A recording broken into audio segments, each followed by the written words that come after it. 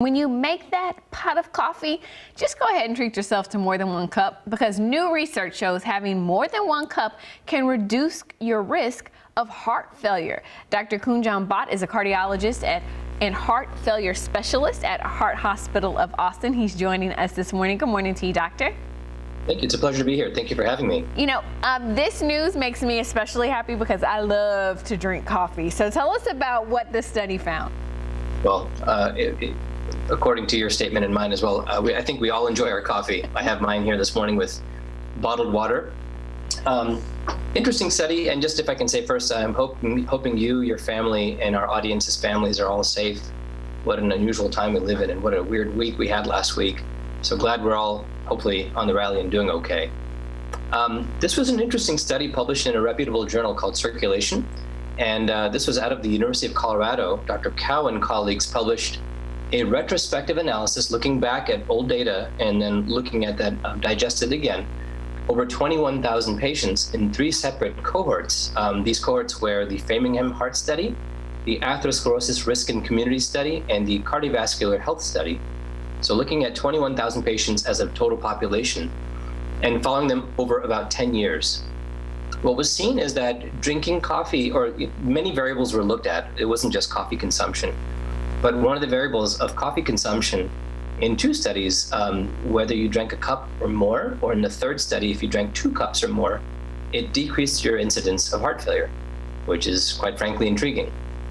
Absolutely. And so we want to point out, though, that there can be probably too much of a good thing, right? You can't drink unlimited amounts of coffee.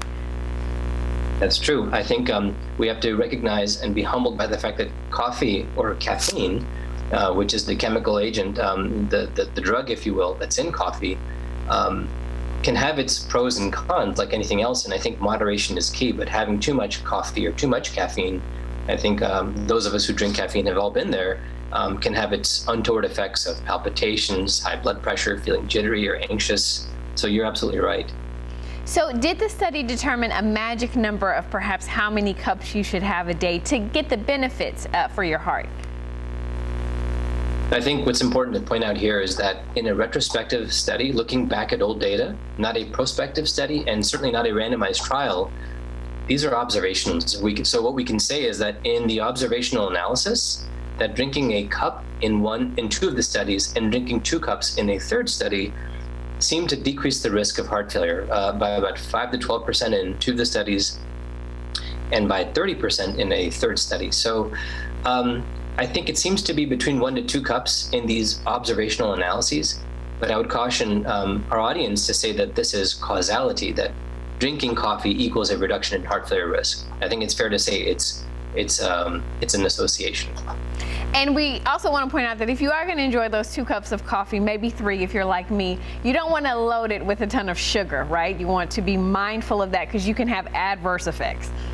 You're right. I think, again, what was not mentioned in these analyses is how was the coffee prepared? What was the quantity? So is a cup 8 ounces, or is the cup, the massive size from our favorite coffee place? But additionally, to your point, was it honey? Was it 5 sugars? Was it heavy cream? Was it black?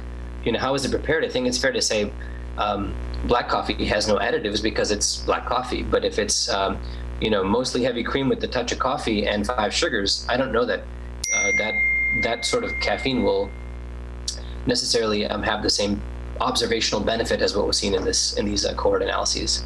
Okay. Doctor, we thank you so much for taking some time to chat with us about this interesting study. Indeed. Thank you for having me. It's a pleasure.